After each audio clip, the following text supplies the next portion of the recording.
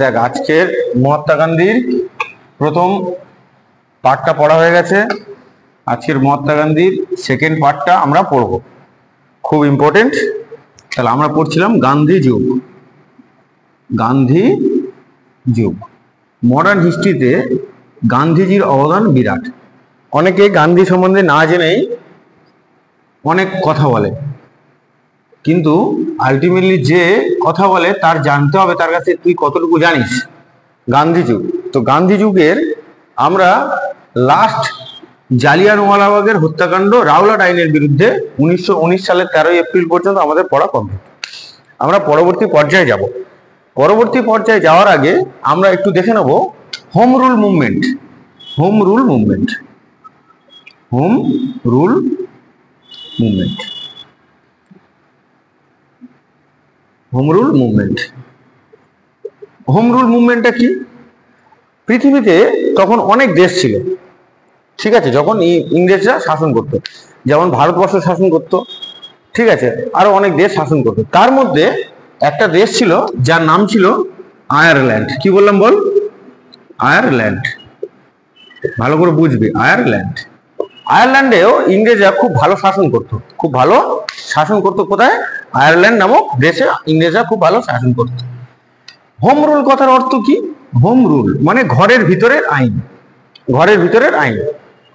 তো আয়ারল্যান্ডের যা সমস্ত লোকজনরা ছিল স্থানীয়, তারা ইংরেজদের উপর দাবি করলো কি, তোমরা যেমন দেশটা চালাচ্ছ চালাও, কিন্তু দেশের যে সমস্ত আভ্যন্তরীণ কাজকর্ম আছে সেটা আমরা মেনটেন করব।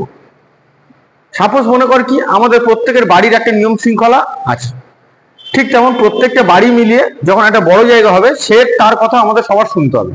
ঠিক তেমন আয়ারল্যান্ডে যখন শাসন করতো, সেই শাসন পর্যায়ে আয়ারল্যান্ডের লোকরা দাবি করতো যে আমাদের নিজেদের চলার জন্য যতটুকু দরকার সেই আইন আমরা প্রণয়ন করব, কিন্তু দেশ চালানোর জন্য যতটুকু দরকার সেটা ইংরেজরা করবে। সাপোজ মনে কর কি, দেশ চালানোর জন্য কি দরকার? মিলিটারি দরকার, বাহিনী দরকার, মিলিটারি বাহিনী দরকার, সৈন্য দরকার, ঠিক আছে, এটা তো ইংরেজরা দেখে দেখবে, ঠিক আছে। কিন্তু দেশের অভ্যন্তরণে কোথায় কি সমস্যা, কি না সমস্যা, এত বড় দেশ, সেটা কি আর বাইরের দেশের মানে ইংরেজরা জেনে বসে আছে? তাই জন্য সেইখানকার স্থানীয় লোকরা যাতে সেইখানকার আইন করতে পারে, সেটাকেই বলা হয় এক কথায় কি, হোম রুল, ঠিক আছে। তাই হোম রুল আইনটা প্রথম কোথায় চালু হয়েছিল? ইংল্যান্ড, সরি, কোথায়? আয়ারল্যান্ডে চালু হয়েছে। আয়ারল্যান্ডের একজন ছিল, তার নাম কি বল? বল।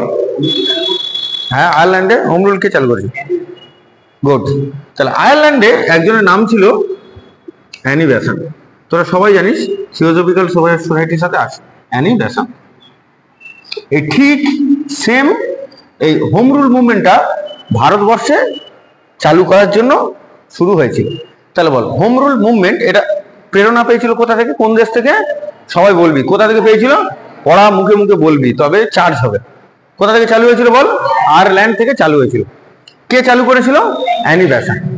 কিন্তু ভারতবর্ষে এই যে হোম রুল নিয়মটা, অ্যানি বেসান্ট ভারতে এসেছিল ঠিক কথা, কিন্তু নিজের এলাকায় নিজের যে নিয়ম শৃঙ্খলা, নিজের আইন, সেটা ইন্ডিয়াতে প্রথম চালু করেছিল। ইন্ডিয়াতে প্রথম চালু করেছিল কে? বাল গঙ্গাধর তিলক। ইন্ডিয়াতে প্রথম চালু করলো কে বল? বাল গঙ্গাধর তিলক। বাল গঙ্গাধর তিলক, ভালো করে বুঝবি। কিন্তু তাহলে হোম রুল মুভমেন্টের ধারণা কোথা থেকে এসছে? আয়ারল্যান্ড থেকে এসছে। কত সালে হয়েছিল, শুরু হয়েছিল? 1916। কত সালে বল? 1916 সালে হয়েছিল। ভারতবর্ষে প্রথম হোম রুল মুভমেন্ট চালু করলো কে? বাল গঙ্গাধর তিলক। ভারতবর্ষে প্রথম চালু করলো কে? বাল গঙ্গাধর তিলক। কত সালে? 1916 সালে এপ্রিল মাসে। কোন মাসে বল? 1916 সালে এপ্রিল মাসে ভারতবর্ষে প্রথম কি চালু হলো? হোম রুল মুভমেন্ট চালু হলো। তাহলে হোম রুল কথার অর্থ কি? স্থানীয় যে নিয়ম শৃঙ্খলা সেটা সেখানকার লোকজনই দেখবে, আর ইংরেজরা গোটা ভারতবর্ষের কেন্দ্র সরকারটা দেখবে। বুঝতে পারলি? যেমন আমাদের এখন কি আছে, কেন্দ্র সরকার আছে, রাজ্য সরকার আছে, বিভিন্ন রাজ্যের নিয়ম শৃঙ্খলা বিভিন্ন রকম, কিন্তু কেন্দ্রের নিয়ম শৃঙ্খলা কি সবার জন্য একই। হোম রুলটাও একই। হোম রুল মানে ঘরের নিয়ম, এটুকু মনে রাখবে। যখনই বাল গঙ্গাধর তিলক ভারতবর্ষে হোম রুল নিয়ম চালু করেছিল, হোম রুল নিয়মটা কিন্তু খুব ভালো ছিল, এতে ভারতীয় স্বাধীনতাটা অনেক এগিয়ে আসতো। তখন হঠাৎ করে ইংরেজদের একজন লোক ছিল, তার নাম ছিল ভ্যালেন্টাইন চিরল। ভ্যালেন্টাইন চিরল কি বললো, যখন হোম রুল মুভমেন্টটা চালু করলো তখন লোকজন চাইছে হ্যাঁ আমরা যে জায়গায় আছি সেই জায়গাটায় আমাদেরই নিয়ম কানুন চালু হবে। কেন ইংরেজরা যারা বাইরে আছে তারা এসে আমাদের নিয়ম শৃঙ্খলা ভাঙবে? আমাদের নিয়ম শৃঙ্খলা আমরা করবো। সবে হোম রুল মুভমেন্টটা জাগরণ হচ্ছে, ঠিক এই মুহূর্তে ভ্যালেন্টাইন চিরল বলে এক ব্যক্তি ইংরেজদের কাছে গিয়ে বলে ভারতবর্ষের যত অশান্তির মূল কারণ হচ্ছে বালগঙ্গাধর তিলক। কি বললাম? ভারতবর্ষের যত অশান্তির মূল কারণ কে? বালগঙ্গাধর তিলক। বালগঙ্গাধর তিলক এই কথায় খেপে যায়, গিয়ে কোথায় চলে যায়? ইংল্যান্ডে চলে যায়। তখন কেস কোথায় হতো? ইংল্যান্ডে, সুপ্রিম কোর্টে হতো। বালগঙ্গাধর তিলক তখন চলে যায় কোথায়? যখন ভ্যালেন্টাইন ওই চিরল ওই কথাটা বলে তখন চলে যায় বল ইংল্যান্ডে চলে যায়। কার নামে? ভ্যালেন্টাইন চিরলের নামে কেস করতে। কার নামে? ভ্যালেন্টাইন চিরলের নামে কেস করতে। তাহলে আন্দোলন শুরু করলো কে? বালগঙ্গাধর তিলক। এবার ওই যদি না থাকে তাহলে আন্দোলন চলবে? আমি এই ধর পড়াতে আমি বললাম ঠিক আছে আমি কলকাতায় যাচ্ছি, আমি যদি এখন কলকাতায় চলে যাই, তোরা পড়তে পারবি? হবে না। তাহলে হোম রুল মুভমেন্টটা কি হয়ে গেল? থেমে গেল। হোম রুল মুভমেন্টটা কি হলো? ভেঙে গেল। জিনিসটা ক্লিয়ার? বুঝতে পেরেছিস? যেই হোম রুল মুভমেন্টটা ভেঙে গেল বা থেমে গেল, সঙ্গে সঙ্গে অ্যানি বেসান্ট আবার ভারতবর্ষে হোম রুল মুভমেন্ট চালু করলো। কে চালু করলো দ্বিতীয়বার? বল। দ্বিতীয়বার চালু করলো অ্যানি বেসান্ট। ভালো করে বুঝবে এগুলো। দ্বিতীয়বার চালু করলো কে? Annie Besant. সেই একই সালে 1916 সালের সেপ্টেম্বর মাসে। 1916 সালে কত সালে? সেপ্টেম্বর মাসে। তাহলে বুঝতে পারলি? এই মাত্র কোন রকমের চিরলের কথায় যখন বালগঙ্গাধর তিলক ইংল্যান্ডে পালিয়ে যায় বলছে, ইংল্যান্ডে কেস করতে যায়, যাওয়ার জন্য কি যে নায়ক সে না থাকার মানে কি আন্দোলন থেমে গেল। ইংরেজরা কোনো রকমে বুঝতে পেরেছে আন্দোলন থামাতে পারলে তবে কিন্তু ভারতবর্ষ আমাদের ক্যাপচার থাকবে। আন্দোলন থামতে না থামতে কিছু মাস পরে আবার কে চালু করলো? অ্যানি বেসান্ট চালু করলো। অ্যানি বেসান্ট চালু করতে সঙ্গে সঙ্গে ইংরেজরা অ্যানি বেসান্টকে কি করলো? অ্যারেস্ট করে নিল। যেই ইংরেজরা অ্যানি বেসান্টকে অ্যারেস্ট করে নিল তখন ভারতীয়রা বুঝে গেছে যে ইংরেজরা কখনোই চাইবে না ভারতবর্ষের লোকেদের স্থানীয় আইন ভারতের হাতে থাকুক। এদেরকে অ্যারেস্ট করার অর্থ তাই তো, ইংরেজরা চাইছে না তো যে ভারতের স্থানীয় আইন ভারতবর্ষের লোকেদের হাতে থাকুক। সেই জন্য সৎসাহস করে কেউ আর এই যে মুভমেন্টটা সেটার জন্য এগোতে পারলো না। আস্তে আস্তে কি হলো? হোম রুল মুভমেন্ট ভেঙে পড়লো। হোম রুল মুভমেন্ট কি হলো? ভেঙে পড়লো। তাহলে হোম রুল মুভমেন্ট কি সাকসেস পেয়েছে? কিন্তু হোম রুল মুভমেন্ট খুব ভালো একটা মুভমেন্ট ছিল। এটা যদি চালু হতো তাহলে আস্তে আস্তে ভারতের স্বাধীনতা হয়তো আরো কিছু বছর এগিয়ে আসতে পারতো, বা খুব তাড়াতাড়ি ভারতবর্ষ কি হতে পারতো? স্বাধীন হতে পারতো। বুঝতে পারলি? তাহলে বল হোম রুল মুভমেন্টের ধারণা কোথা থেকে এসছে? কে এনেছিল? Annie Besant. Bharatvarsha home rule movement প্রথম চালু করলো কে? বালগঙ্গাধর তিলক। কত সালে চালু করলো? 1916 সালের এপ্রিল মাসে। তারপরে কোথায় চলে গেল কেস করতে? ইংল্যান্ডে চলে। দ্বিতীয়বার চালু করলো কে? Annie Besant. কত সালে? 1916 সালের সেপ্টেম্বর মাসে। কিন্তু লাস্ট পর্যন্ত কি হোম রুল মুভমেন্ট টিকতে পারলো? না। হোম রুল মুভমেন্ট কি হলো? টিকতে পারলো না। তার মানে কি মানুষ এখানকার ছন্নছাড়া হয়ে গেল। যেই বুঝে গেল হোম রুল মুভমেন্ট টিকতে পারবে না, ঠিক আছে, সঙ্গে সঙ্গে শুরু হলো কি কংগ্রেসের সেশন শুরু হলো। ভালো করে দেখবে, সঙ্গে সঙ্গে কি হলো? উপরটা মুছে দিচ্ছি। কংগ্রেসের সেশন শুরু হলো। এদিকে কংগ্রেসের সেশন শুরু হলো। 1916 সালের কংগ্রেসের কোন সেশন হয়েছে বল? লখনৌ অধিবেশন শুরু হলো। লখনৌ অধিবেশন এর সভাপতিত্ব করেছিল কে? হ্যাঁ, কে করেছিল? কে করেছিল? অম্বিকাচরণ মজুমদার। এদিকে দেখ, 1916 সালে লখনৌ অধিবেশন হলো। এই যে অ্যানি বেসান্টকে কিছুদিন পরে ছেড়ে দিয়েছিল, অ্যানি বেসান্ট বুঝে গেছে যে ইন্ডিভিজুয়াল যদি একা একা মুভমেন্ট করা যায় তাহলে কিন্তু আমরা ভারতবর্ষকে স্বাধীন করতে পারবো না। ইংরেজরা যে কোনো উপায়ে ভারতবর্ষকে কি করবে? দমিয়ে দেবে। ভারতবর্ষকে কি করবে? দমিয়ে দেবে। সঙ্গে সঙ্গে 1916 সালের লখনৌ অধিবেশনে অ্যানি বেসান্ট কি করলো? অ্যানি বেসান্ট আর বালগঙ্গাধর তিলক, অ্যানি বেসান্ট বালগঙ্গাধর তিলক এরা কি সঙ্গে সঙ্গে কি করলো? নরম দল, জানিস তো নরম দল, নরমপন্থী চরমপন্থী, চরম দল আর মুসলিম লীগ। আর কি হলো? মুসলিম লীগ। আর কি হলো? মুসলিম লীগ। তিনজনকে এক করে দেবে।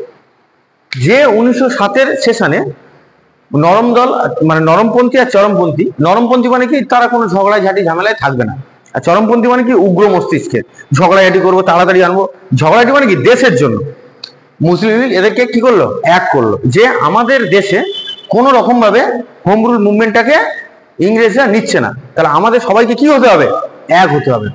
তাহলে হোম রুল মুভমেন্টের প্রতিফল হিসেবে 1916 সালের লগ্ন অধিবেশনে কি হলো, নরমপন্থী চরমপন্থী আর মুসলিম লীগ কি হয়ে গেল, এক হয়ে গেল। তিনজন পড়া একদম মাথার ভিতর ক্লিয়ার থাকবে।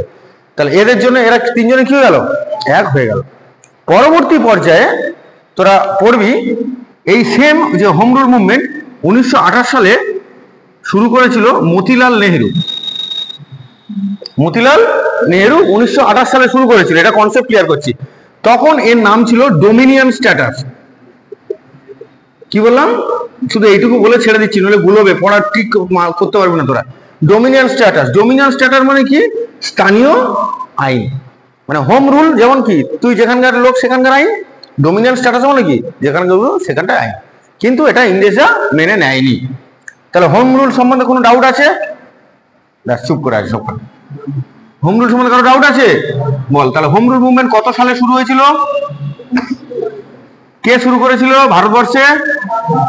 তিলক। দ্বিতীয়বার কে শুরু করেছিল? অ্যানি বেসান্ট শুরু হয়েছিল।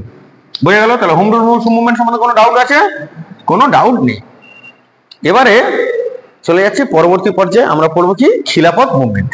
তাহলে আমাদের কি কি পড়া হয়ে গেছে? চম্পারণ সত্যাগ্রহ পড়া হয়ে গেছে, আহমেদাবাদ সত্যাগ্রহ পড়া হয়ে গেছে, খেদা সত্যাগ্রহ পড়া হয়ে গেছে, রাউলাট আইন পড়া হয়ে গেছে, জালিয়ানওয়ালাবাগের হত্যাকাণ্ড পড়া হয়ে গেল, হোম রুল মুভমেন্ট পড়া হয়ে গেল। আমরা পরপর সাল ধরে সিকোয়েন্সে এবার কোথায় যাবো, খিলাফত মুভমেন্ট। দেখ আমাদের কটা মহাদেশ আছে বল, কটা মহাদেশ আছে? এশিয়া, এদিকে কি আছে, উত্তর আমেরিকা। জাস্ট আমি ম্যাপ করছি না, একটা আইডিয়া কর। তাহলে উপরে কি আছে, উত্তর আমেরিকা, নিচে কি আছে, দক্ষিণ আমেরিকা, তাই তো, দক্ষিণ আমেরিকা। এই জায়গাটা কি মহাদেশ আছে, ইউরোপ। জাস্ট একটু আইডিয়া কর। হ্যাঁ, আর নিচে কি আছে, আফ্রিকা মহাদেশ আছে। জাস্ট একটু আইডিয়া করে পড়। কিরে বুঝতে পারছিস তো যে মহাদেশগুলো কোন কোন পজিশনে আছে? মাথায় ম্যাপ খেলছে তো? দেখ মাথায় ম্যাপ খেলছে তো। প্রথম বিশ্বযুদ্ধের সময়, তাহলে প্রথম বিশ্বযুদ্ধ কত সালে থেকে কত সালে হয়েছিল? 1914 থেকে 1918 পর্যন্ত হয়েছিল, যেটা ভার্সাইয়ের সন্ধি দ্বারা পরবর্তীকালে সমাপ্ত হয়। সে যাই হোক, যাই, প্রথম বিশ্বযুদ্ধ কত সাল থেকে কত সালে হয়েছিল? 1914 থেকে 1918 সাল পর্যন্ত হয়েছিল। একদম ভালো করে পড়বি। First world war. প্রথম বিশ্বযুদ্ধের সময় ঠিক এই ইউরোপ আর এশিয়ার এই ঠিক এই অঞ্চলটায় একটা নতুন সাম্রাজ্য স্থাপিত হয়। কি সাম্রাজ্য স্থাপিত হয় বল? নতুন সাম্রাজ্য, যেটা নাম হচ্ছে অটোমান সাম্রাজ্য। মুসলিমদের নিয়ে এইখানটায় কি সাম্রাজ্য স্থাপিত হয়? অটোমান সাম্রাজ্য। অটোমান সাম্রাজ্য এতটাই শক্তিশালী ছিল সেই সময়, এতটাই শক্তিশালী ছিল, আস্তে আস্তে আস্তে আস্তে আস্তে অটোমান সাম্রাজ্য পুরো ইউরোপকে আস্তে আস্তে কি করতে থাকে? ক্যাপচার করতে থাকে। এখানে ইংল্যান্ড আছে, এখানে ফ্রান্স আছে, এখানে জার্মানি আছে, নেদারল্যান্ড আছে, নানা রকম দেশ আছে, রাশিয়া আছে। এবারে আস্তে আস্তে আস্তে কি অটোমান সাম্রাজ্য কি করতে থাকে? বাড়তে থাকে। খাতায় ম্যাপ, নোটসে ম্যাপ করা আছে, দেখে নিন। তাহলে অটোমান সাম্রাজ্য আস্তে আস্তে কি করতে থাকে? বাড়তে থাকে। প্রথম বিশ্বযুদ্ধের সময় এই অটোমান সাম্রাজ্যের আস্তে আস্তে আস্তে আস্তে গ্রোথ বেড়ে ওঠাটাকে ইংরেজরা ঠিক করে নেয়। এই অটোমান সাম্রাজ্যের রাজধানীর নাম ছিল কি? কনস্টান্টিনোপল। পড়েছিস? হ্যাঁ, পড়েছিস না কোনো? পড়েছিস? নাম শুনেছিস আগে, এর আগে? হ্যাঁ, নাম নাম শুনেছিস নাকি? পড়িনি? কনস্টান্টিনোপল নাম শুনেছিস? যাই হোক, তাহলে অটোমান সাম্রাজ্যের রাজধানীর নাম কি ছিল? কনস্টান্টিনোপল। এখানকার সৈন্যরা খুব দক্ষ ছিল, একদম পুরো হেভি, ফিট ফাট, দক্ষ একদম। ঠিক আছে, সাম্রাজ্য যত দিন যাচ্ছে আস্তে আস্তে আস্তে আস্তে আস্তে কি হচ্ছে? বাড়ছে। ইংল্যান্ড ও ইউরোপের লোকেরা চিন্তায় পড়েছে, একে প্রথম বিশ্বযুদ্ধের প্রাক্কালে তার উপরে কি করা যায়, কি করলে অটোমান সাম্রাজ্যটাকে ভাঙা যাবে। কারণ মুসলিম সাম্রাজ্য, ঠিক আছে, আস্তে আস্তে যত যাচ্ছে যত যাচ্ছে যত যাচ্ছে কি হচ্ছে? বাড়তে থাকছে। এই সময় অটোমান সাম্রাজ্যের পাশের যে দেশ ছিল সেটা কি ছিল? ইউরোপ। ইউরোপের কিছু কিছু মানে ইউরোপ ও ইংল্যান্ডের কিছু কিছু লোক সেই সময় ইউরোপের মেয়েদের খুব সুন্দরী দেখতে ছিল, দারুণ দেখতে ছিল, এমনি ফর্সা, ঠিক আছে, টুকটুকে দেখতে, হেবি সুন্দরী দেখতে ছিল। ওরা কি করেছে? অটোমান সাম্রাজ্য ভাঙার উদ্দেশ্যে সুন্দরী সুন্দরী যত ইউরোপের মেয়েরা ছিল তাদেরকে অটোমান সাম্রাজ্যে দিয়েছে। বলেছে এই সাম্রাজ্যটাকে ভাঙতে। এবার যে সমস্ত সেনাবাহিনী যুদ্ধে যাবে, করবে, তাদের কাছে টুকটুক করে ঘুরে ঘুরে বেড়াবে, চুল নাড়াবে, ঠিক আছে, এই করবে তাই করবে, কথা বলবে, বলে আস্তে আস্তে আস্তে আস্তে সাম্রাজ্যের অধঃপতন শুরু হয়ে গেছে। ঠিক আছে, এমন পজিশনে চলে এসছে, যুদ্ধের সময় কি হয়, যে সমস্ত সৈন্যবাহিনীর আছে তারা কি করবে, প্র্যাকটিস করবে, তো ঢাল তরল ছুরি ফুরি নিয়ে প্র্যাকটিস করবে। ওরা কি করবে না, এক একজনে নিয়ে জঙ্গলে পাহাড়ে সব গল্প করতে চলে যায়। আর এই সুযোগে এক একটা করে পর্যায়ে আস্তে আস্তে আস্তে আস্তে ইংরেজরা ক্যাপচার করতে শুরু করেছে। তাহলে কত ধারালো অস্ত্র বুঝতে পারছিস, ভাঙার জন্য কোনো ব্যাপার নয়। ঠিক আছে, এই অস্ত্রের কোনো সীমা নেই, কিচ্ছু নয়, বন্দুক গুলি চললো না। আস্তে আস্তে আস্তে আস্তে আস্তে আস্তে এই অটোমান সাম্রাজ্য ইউরোপের মাধ্যমে, বুদ্ধির মাধ্যমে আস্তে আস্তে আস্তে আস্তে অটোমান সাম্রাজ্য কি হতে শুরু করে, আস্তে আস্তে যতটা না বড় হয়েছিল তার থেকে কয়েক গুণ আস্তে আস্তে কি হয়ে গেল, কয়েক গুণ কি হয়ে গেল, ছোট হয়ে গেল, কয়েক গুণ কি হলো, ছোট গেল। কত রাজা মহারাজা চলে গেল, আর সামান্য সৈন্য টিকে থাকবে, এটা কোনো ব্যাপার নাকি? অটোমান সাম্রাজ্য আস্তে আস্তে কি হলো, ছোট হয়ে গেল। পড়ায় মন দিন। ঠিক এই জায়গাটা আছে ভারতবর্ষ, এই জায়গাটা আছে কি ভারতবর্ষ। তোরা দেখবি একটা জিনিস খেয়াল করবি, এই প্রথম বিশ্বযুদ্ধের প্রাককালে এই যে অটোমান সাম্রাজ্য, সেই জায়গাটার নাম ছিল তুর্কি। কি নাম ছিল বল, কি নাম ছিল, টার্কি বা তুর্কি। কেউ চায় যে কোনো সাম্রাজ্য ভাঙুক, কেউ চায় কোনো সাম্রাজ্য ভাঙুক, কেউ চায় না কোনো সাম্রাজ্য ভাঙুক। এদিকে ইংল্যান্ড এতটাই, ইংল্যান্ড ফ্রান্সকে বলছে তুমি যদি আমাকে সঙ্গ দাও তুর্কি তোমার, জার্মানিকে বলছে তুমি যদি আমার সঙ্গ দাও তুর্কি তোমার, ইউরোপকে বলছে তুমি যদি আমার তুর্কি সঙ্গ দাও তুর্কি তোমার। সবাইকে এক করার চেষ্টা করছে প্রথম বিশ্বযুদ্ধের সময়। আর এদিকে প্রথম বিশ্বযুদ্ধের প্রাককালে ইংল্যান্ডের কি প্রয়োজন, সৈন্য প্রয়োজন। ইংল্যান্ডের কি প্রয়োজন, সৈন্য প্রয়োজন, তাই তো, সৈন্য প্রয়োজন। তখন সৈন্য নেওয়ার জন্য ভারতবর্ষে যত মুসলিম ছিল,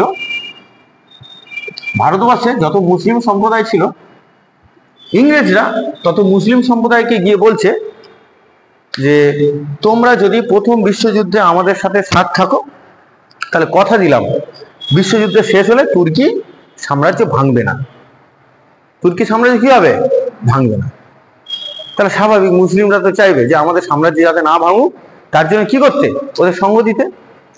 এদিকে ইংরেজরা আবার মহাত্মা গান্ধীকে বলেছে, ভালো করে বুঝবি, এদিকে ইংরেজরা কাকে বললো বল, মহাত্মা গান্ধীকে বলেছে ভারতবর্ষের যত যুবক ছেলেপুলে আছে, যত ছেলেপুলে আছে আমাদের সৈন্যতে ভর্তি করে দাও, যুদ্ধে জেতার পরে আমরা ভারতবর্ষ সম্বন্ধে ভালো কিছু হয়তো ভাবতে পারি। মহাত্মা গান্ধী তো চাইবে যে ভারতবর্ষে কিছু। মহাত্মা গান্ধীর অনুপ্রেরণা প্রচুর ছেলে প্রথম বিশ্বযুদ্ধের সময় ইংল্যান্ডের সেনায় কি হলো, যোগ দিল।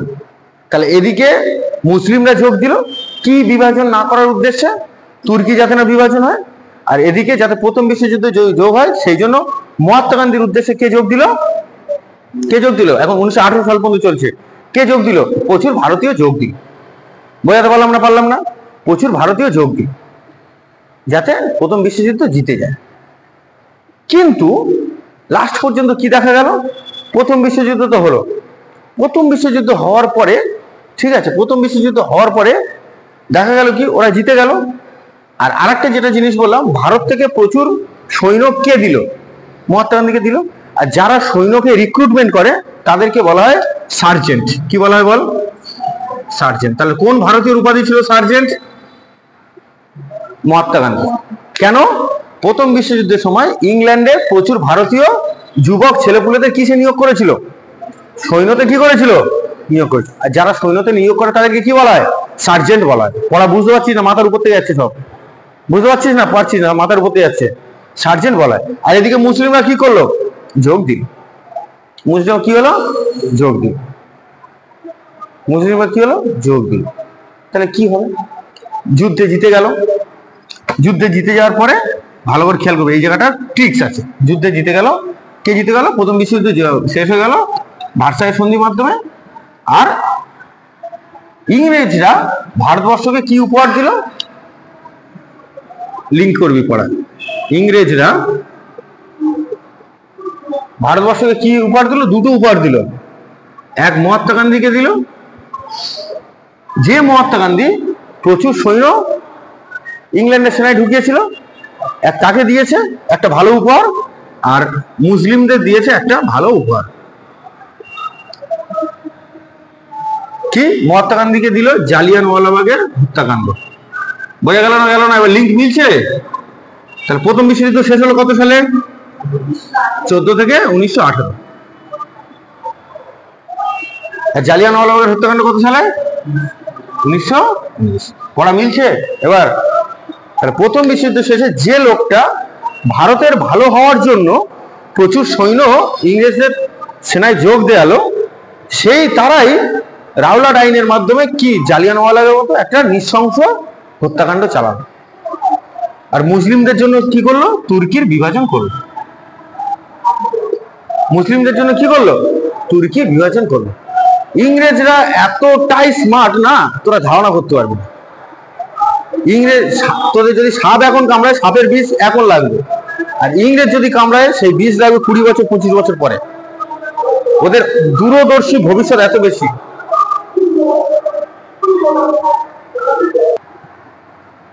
দেখ, তাহলে প্রথম বিশ্বযুদ্ধের পরে যখন হলো, তাহলে মহাত্মা গান্ধীকে কি উপহার দিল? জালিয়ানওয়ালাবাগের হত্যাকাণ্ড। আর মুসলিমরা কি করতে শুরু করলো? তুর্কির বিভাজন করতে শুরু করলো। নট বিভাজন হয়েছে, ভালো করে বলছে। ফ্রান্সকে বলছে তুমি যতটুকু পারো তুমি নিয়ে চলে যাও।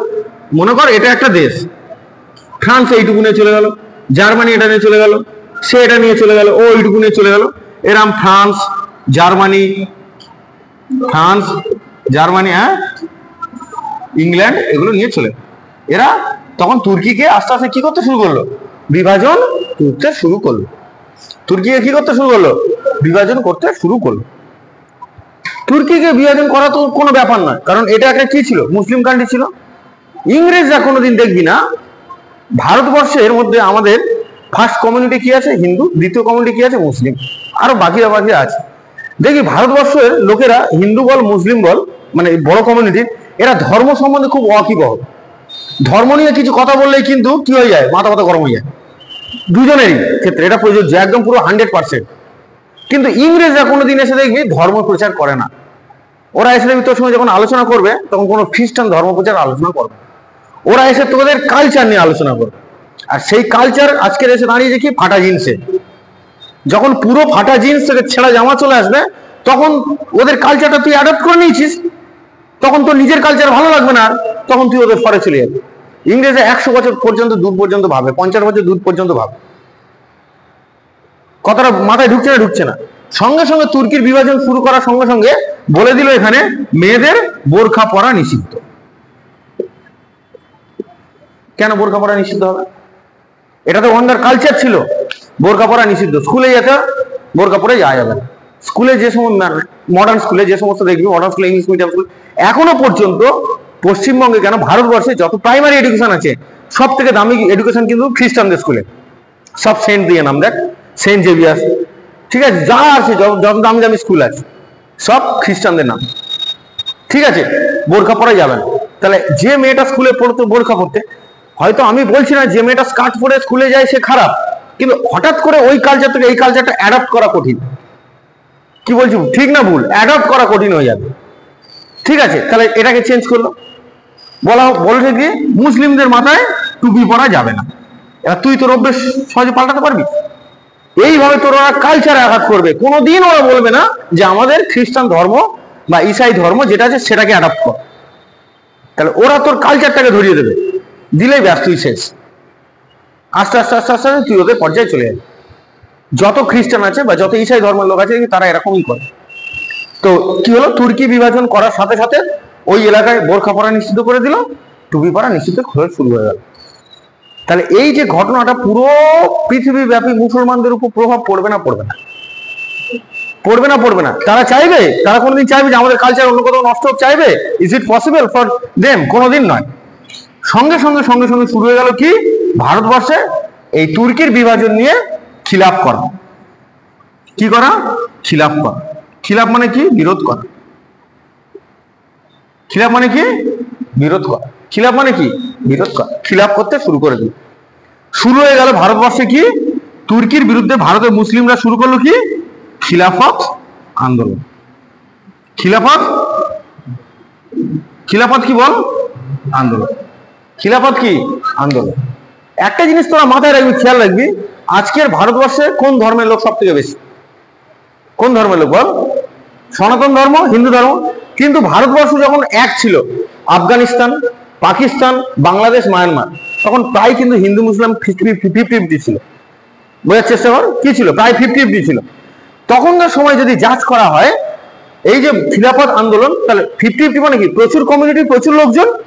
তাহলে ইংরেজদের বিরুদ্ধে কি করতে শুরু করলো? খিলাফ করতে শুরু করলো। আর পুরো বিশ্বব্যাপী মুসলিমরা ইংরেজদের বিরুদ্ধে যে হারে খিলাফ করতে শুরু করেছিল, সেটা এবার মহাত্মা গান্ধী ব্যারিস্টার লোক ছিল, তো বুদ্ধিমান লোক একদম।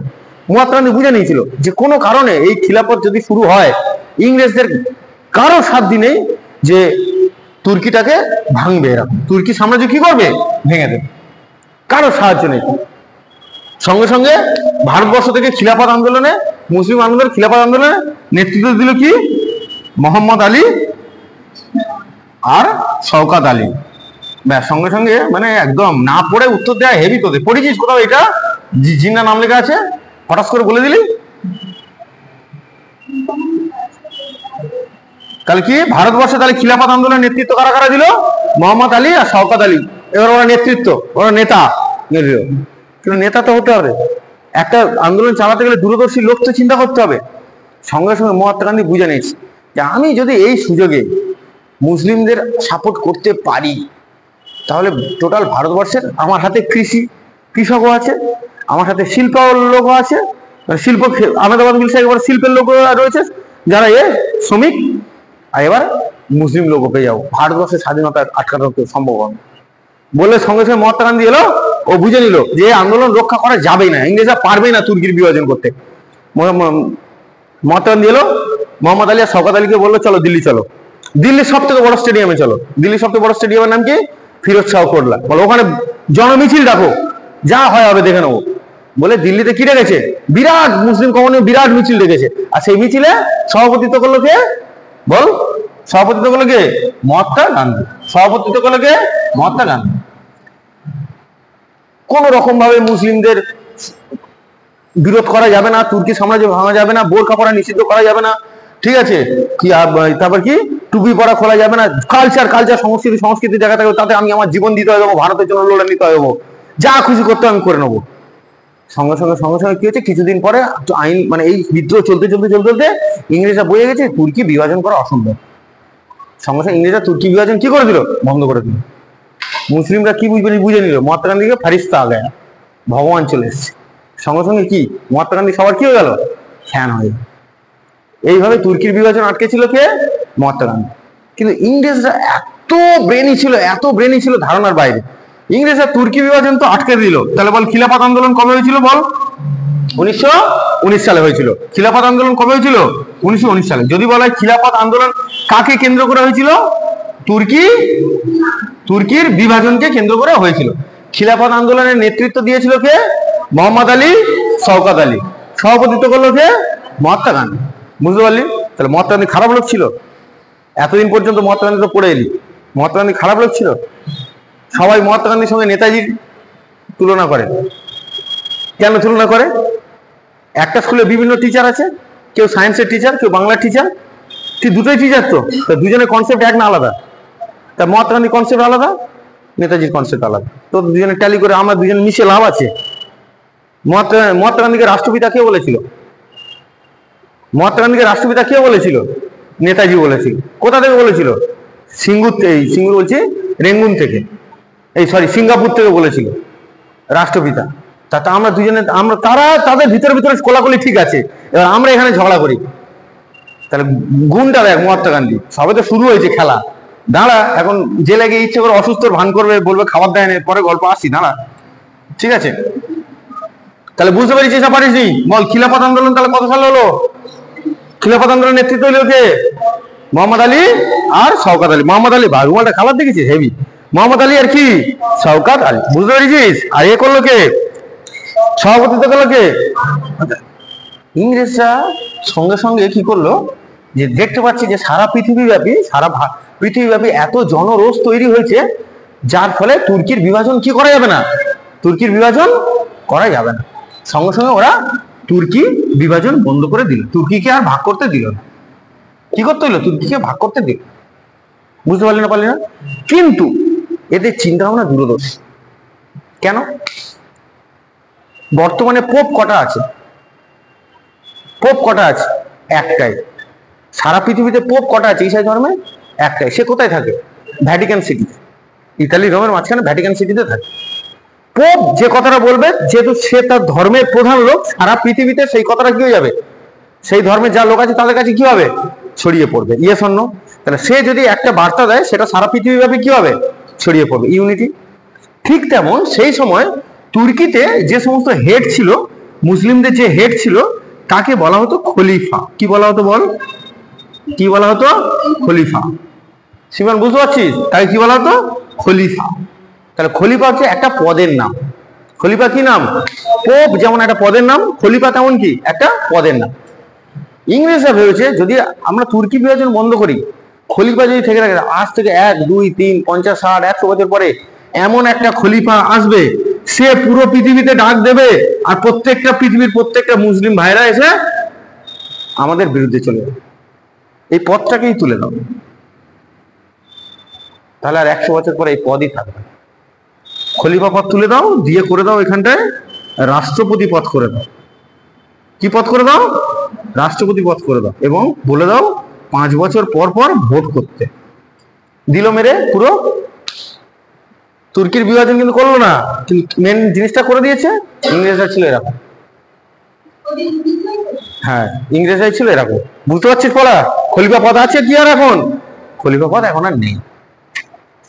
বুঝতে পারছিস ইংরেজরা কত দূরদর্শী ছিল? কত দূরদর্শী ছিল বুঝতে পারছিস? 5 বছর পরে তো যখন সরকার চেঞ্জ হবে, তো এমনি যে লোকটা ছিল তার আর 5 বছর পরে কেউ চিনবে? চিনবে কি? কেউ চিনবে না। এতটাই দূরদর্শী ছিল ইংরেজরা। তাহলে বুঝতে পেরেছিস খিলাফত আন্দোলন সম্বন্ধে কোনো ডাউট?